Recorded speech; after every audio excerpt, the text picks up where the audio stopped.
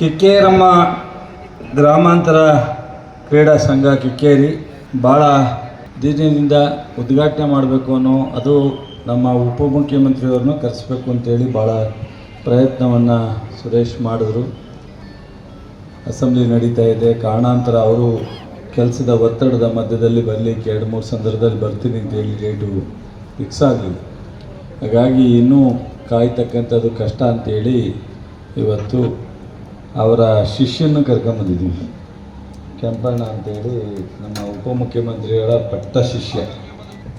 ಇವತ್ತು ಈ ಭೂಮಿ ಮಂಡ್ಯ ಜಿಲ್ಲೆ ಕೃಷಿಗೆ ಪ್ರಧಾನವಾದಂಥದ್ದು. ಇಡೀ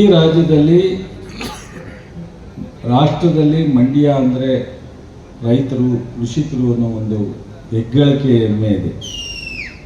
1939ರಲ್ಲಿ ಇಡೀ ರಾಜ್ಯದಲ್ಲಿ ಮೊದಲನೇ ಸಂಶೋಧನಾ ಕೃಷಿಗೆ ಕೇಂದ್ರ ನಮ್ಮ ಮಹಾರಾಜರು ಆಲ್ರೆಡಿ ಕೃಷ್ಣರಾಜ ಒಡೆಯರು ಬಿಸಿ ಪ್ರಾರಂಭ ಮಾಡಿ ಸ್ವತಂತ್ರ ಬರೋದಕ್ಕಿಂತ 8 ವರ್ಷ ಮುಂಚಿತವಾಗಿ ಇವತ್ತುವರೆಗೂ ಕೃಷಿ ವಿಶ್ವವಿದ್ಯಾನಿಲಯ ಆಗಿರಲಿಲ್ಲ. ಮುಂದೆನೂ ಯಾವತ್ತೂ ಆಗೋ ಪ್ರಶ್ನೆನೇ ಇರಲಿಲ್ಲ. ಇವತ್ತಿನ ಸರ್ಕಾರ ಚಲುವರಾಯಸ್ವಾಮಿ, ಸಿದ್ದರಾಮಯ್ಯ, ಡಿ.ಕೆ. ಶಿವಕುಮಾರ್ ಇವತ್ತು ಮಂಡ್ಯ ಒಂದು ಕೃಷಿ ವಿಶ್ವವಿದ್ಯಾನಿಲಯವನ್ನು ಕೃಷಿಕರಿಗೋಸ್ಕರ ಕೊಟ್ಟಿದೆ. ಇನ್ನು ಮುಂದಿನ ದಿನಗಳಲ್ಲಿ ನೀವು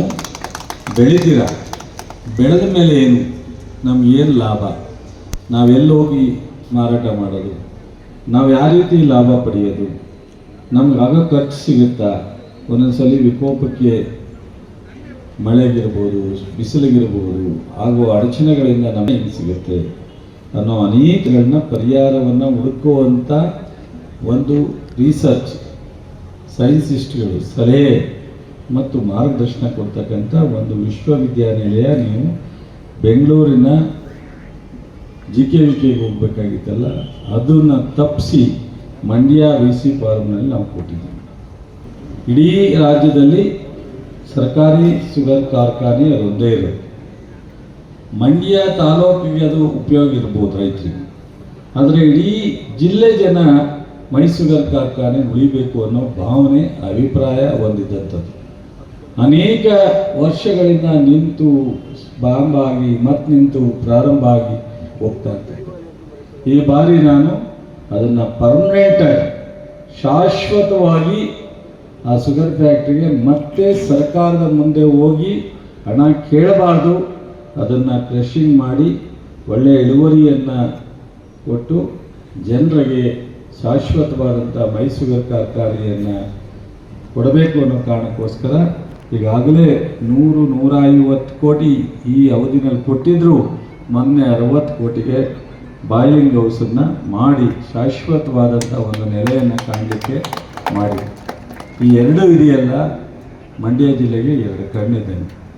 ಒಂದು ಕೃಷಿ ವಿಶ್ವವಿದ್ಯಾನಿಲಯ, ಮತ್ತೊಂದು ಮೈಸೂರು ಕಾರ್ಖಾನೆ. ಮತ್ತೆ ನಮ್ಮದು KSN ಟ್ರಸ್ಟ್ ಏನಿದೆ, ಆ ಟ್ರಸ್ಟನ್ನ ಏನೋ ಪುದೀನ ಟ್ರಸ್ಟ್ ಮೇಲ್ಕೋಟೆಯಲ್ಲಿ ಏನು ಮಾಡಿದ್ದಾರೆ ಆ ಥರ ನಮಗೂ ಮಾಡೋದಕ್ಕೆ ಅವಕಾಶ ಮಾಡಿಸ್ಬೇಕು. ಯಾಕೆಂದರೆ ನೀವು ಒಂದು ಸಂಸ್ಥೆ ಬರೀ ವರ್ಷಕ್ಕೆ 6 ಲಕ್ಷ ಬಡ್ಜೆಟ್ ಇರ್ತಕ್ಕಂಥ ಒಂದು ಸಣ್ಣ ಹುದ್ದೆ ಕೊಡಿಸಿದಾಗಲೂ ನಾನು ನಿಮ್ಮ ಮಾತು ಗೌರವ ಕೊಟ್ಟು ಕೆಲಸ ಮಾಡ್ತಾ ಇದ್ದೆ. ದಯವಿಟ್ಟು ಆ ಸಂಸ್ಥೆ ಹೇಳಿಕೆಗೋಸ್ಕರ ತಾವು ಮುಖ್ಯಮಂತ್ರಿಗಳ ಹತ್ರ ಮಾತಾಡಿ ನೀವು ಮಾಡೋದು ಏನು ಬೇಕಾದ್ರೂ ಮಾಡೋಕ್ಕೆ ಶಕ್ತಿ ಇದೆ, ಅದೊಂದು ಕೆಲಸ ಮಾಡಿಕೊಡ್ಬೇಕು. ಜೊತೆಗೆ ನಮ್ಮ ಕೆರೆ ಅಭಿವೃದ್ಧಿ ಮತ್ತು ವಾಕಿಂಗ್ ಪಾತ್ KSN ಸರೋವರ ಅಂತ ಇವಾಗ ಮಾಡಿದ್ದಾರೆ, ಸಿರಿಗೆರೆ ಅಂತ ಮಾಡಿದ್ದಾರೆ, ಅದು ನಿಮ್ಮ ಮುಖಾಂತರನೇ ಹೋಗಿರೋದನ್ನ ಅದನ್ನು ದಯಮಾಡಿ ಮಾಡಿಕೊಡ್ಬೇಕು. ಮತ್ತು ಕಿಕ್ಕೇರಿ ಗ್ರಾಮ ಪಂಚಾಯತ್ ವ್ಯಾಪ್ತಿನ ಅಪ್ಗ್ರೇಡ್ ಮಾಡಿ ಪಟ್ಟಣ ಪಂಚಾಯತಿ ಮೊದಲು ಪ್ರಪೋಸಲ್ ಆಗಲಿಲ್ಲ, ದಯಮಾಡಿ ನೀವು ಪಟ್ಟಣ ಪಂಚಾಯತಿ ಮಾಡಿಕೊಡ್ಬೇಕು. ಯಾಕಂದರೆ ನಮ್ಮ ಜೊತೆಗೆ ಇನ್ನೊಂದೇನಾಗಿದೆ ಅಂದರೆ ನಮ್ಮ AC ಸಾಹೇಬರು ಇದ್ದಾರೆ, ತಹಶೀಲ್ದಾರ್ ಸಾಹೇಬರು ಇದ್ದಾರೆ. ನಮ್ಮದು revenue limit Nagamangala even Pandupura ಶ್ರೀರಂಗಪಟ್ಟಣಕ್ಕೆ ಹೋಲಿಸಿದ್ರಂತೂ ನಮ್ಮ ತಾಲೂಕು ಹತ್ತತ್ರ 2 ತಾಲೂಕಲ್ಲಷ್ಟು ರೆವಿನ್ಯೂ ಲಿಮಿಟ್ಸ್ ನಮ್ದು ಇದೆ. ದಯವಿಟ್ಟು ನಮಗೆ ಒಂದು ಕಿಕ್ಕೇರಿನ ರೆವಿನ್ಯೂ ತಾಲೂಕು ಮಾಡಿಕೊಡಿ. ನಾವು ನಿಮ್ಮ ಜೊತೆ ಇರ್ತೀವಿ ಸಾಯೋವರೆಗೂ. ನಾವು ಯಾವ ಹುದ್ದೆ ಕೇಳಿದ್ರು ನಿಮ್ಮ ಜೊತೆ ಇರ್ತೀವಿ, ಪ್ರಶ್ನೆನೇ ಇಲ್ಲ. ನಾವು 2 ಥರ ಮಾತಾಡ್ಕೊಂಡು 2 ಪಕ್ಷದಲ್ಲಿದ್ದು ಎಲ್ಲೂ ಬಂದಿಲ್ಲ. ಅಥವಾ ಇಂಥ ಸಭೆ ಸಮಾರಂಭ ಮಾಡ್ತೀವಿ ಅಂತ ಯಾವೇ ಅಧಿಕಾರಿಗಳ ಹತ್ರ ಹೋಗಿ ದುಡ್ಡು ಕೇಳಿ, ಅಥವಾ ಯಾವುದೇ ಅಧಿಕಾರಿಗಳು ನಿಮ್ಮ ಹತ್ರ 100 ಜನಕ್ಕೆ ಲಿಟ್ರ್ ಕೊಡಿಸಿದ್ದೀನಿ, ಯಾರ ಹತ್ರ ಒಂದು ಕಾಫಿ ಕೊಡ್ದಿಲ್ಲ ನಾವು ಲೈಫ್ನಲ್ಲಿ. ಈ ಮಾಡುವಾಗಲೂ ಅಷ್ಟೇ, ಇದು ಮಾಡುವಾಗಲೂ 100 ರೂಪಾಯಿ ಯಾರು ಇದ್ದಾನೆ ನಮ್ಮ ಕೆಲಸ ಮಾಡಿದ್ದೀನಿ, ನಿಮ್ಮ ಜೊತೆಗೆ ಇರ್ತೀವಿ. ನಮ್ಮಲ್ಲಿ ಸಾಕಷ್ಟು ಕೆಲಸ ಕಾರ್ಯಗಳಿವೆ. ನಮ್ಮ ಕಿಕ್ಕೇರಿ ಒಂದು, ಯಾಕೆಂದರೆ ನಮ್ಮ ಎಲೆಕ್ಟ್ರಿಕ್ ಏನು ನಮ್ಮ KB ಸಬ್ ಡಿವಿಷನ್ ಏನಿದೆ, ನಮ್ಮ ಸಬ್ ಡಿವಿಷನ್ ಆಗಿಲ್ಲ. ಸಬ್ ಡಿವಿಷನ್ ಮಾಡಿಕೊಟ್ರೆ ಯಾಕೆಂದರೆ IP ಸೆಟ್ಗಳು ನಮ್ಮ ಕಿಕ್ಕೇರಿ ಹೋಬ್ಳಿಯಲ್ಲಿ ಹೈಯೆಸ್ಟ್ IP ಸೆಟ್ ಇದೆ, ಮತ್ತು ರೆವಿನ್ಯೂನೂ ಅಷ್ಟೇ ಚೆನ್ನಾಗಿದೆ. ದಯಮಾಡಿ ಒಂದು ಸಬ್ ಡಿವಿಷನ್ ಮಾಡಿಕೊಟ್ಟು ನಮಗೆ 24/7 ಓಡಾಡೋಕೆ ಒಂದು ವೆಹಿಕಲ್ನು ಮಾಡಿಕೊಟ್ರೆ ಈ ರೈತರ ಸಮಸ್ಯೆಗಳು ಬಂದರೆ ಅಟ್ಲೀಸ್ಟ್ ಬೇಗ ಅಟೆಂಡ್ ಮಾಡೋದಕ್ಕೆ ಅವಕಾಶ ಆಗುತ್ತೆ. ದಯವಿಟ್ಟು ಅದನ್ನು ಮಾಡಿಕೊಡ್ಬೇಕಂತ ಕೇಳ್ತೀನಿ. ಮೇಲ್ಕೋಟೆ ಮೇಲೆ ಬರೋದು, ಮಂಡ್ಯದಿಂದ ನಾಗಮಂಗಲ ಮೇಲೆ ಬೆಳ್ಳೂರಿಗೆ ಹೋಗ್ತಕ್ಕಂಥದ್ದು, ಅವೆಲ್ಲವನ್ನೂ ಬಿಟ್ಟು 500 ಕೋಟಿ ವೆಚ್ಚದಲ್ಲಿ ಈ KSIPನಲ್ಲಿ ಈ ಒಂದು ರಸ್ತೆಯನ್ನು ಸಂಪೂರ್ಣ ಶಾಶ್ವತವಾದಂಥ ಅಭಿವೃದ್ಧಿ ಮಾಡಲಿಕ್ಕೆ ನಾನು ಸೇರಿಸಿ ಈಗ DPR ನಡೀತಾ ಇದೆ. ಇನ್ನೊಂದು ವರ್ಷದೊಳಗಡೆ ಟೆಂಡರ್ ಆಗಿ ಕಮೆನ್ಸ್ ಆಗುತ್ತೆ. ಮೈಸೂರಿಂದ ಚಂದ್ರಾಪಟ್ಟಣಕ್ಕೆ ಹೋಗ್ತಕ್ಕಂಥ ಸ್ಟೇಷನಿಂದ ರಸ್ತೆ.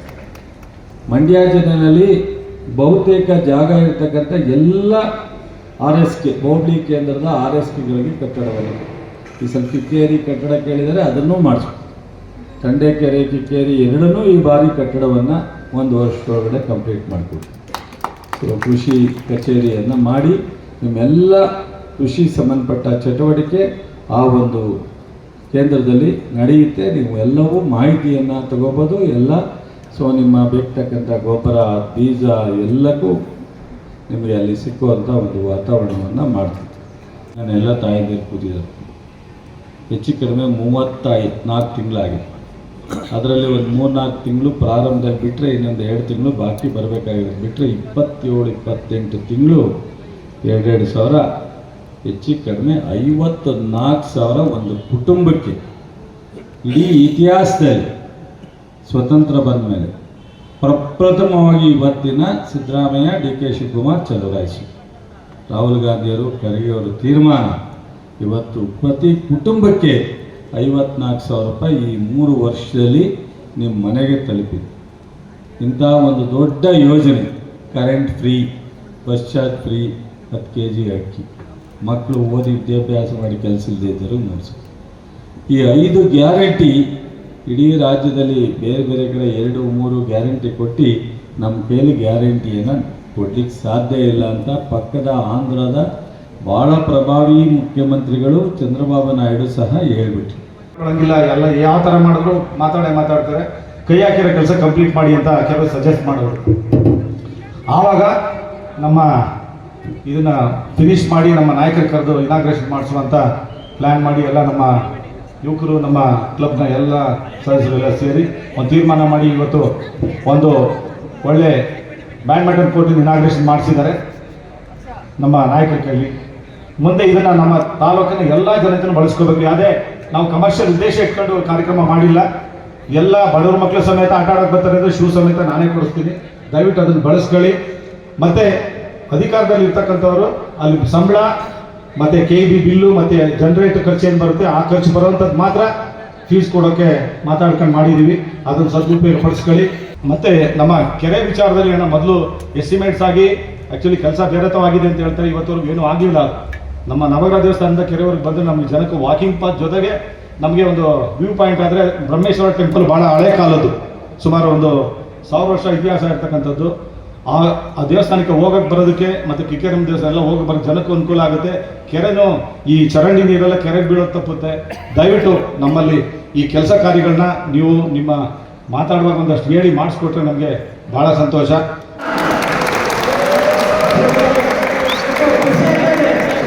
ಕರುನಾಡು ಟೈಮ್ಸ್ ಚಾನೆಲ್ನಲ್ಲಿ ಸುದ್ದಿ ಮತ್ತು ಜಾಹೀರಾತು ನೀಡಲು ಈ ನಂಬರ್ಗೆ ಕರೆ ಮಾಡಿ.